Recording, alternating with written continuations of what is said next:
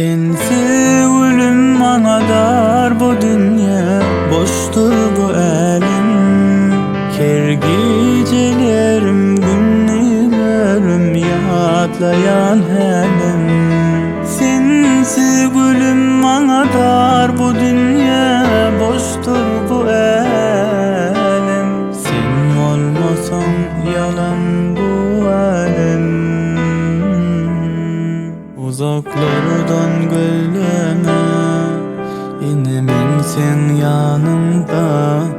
Yüreğim dinlesene, sen kalbimda. Sen sebep ömrüme, sen sebep sevgime. Hoş geldin dünyama, kal yanımda.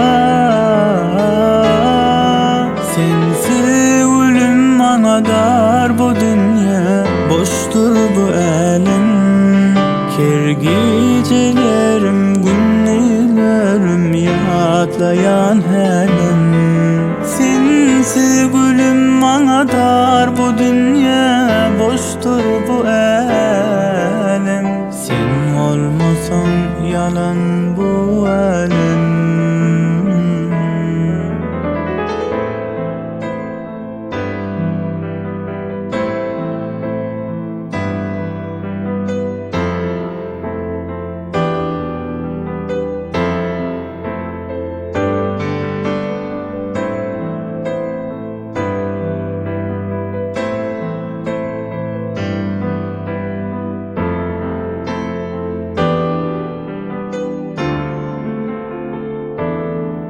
Uzaklardan gözleme, inemin sen yanımda.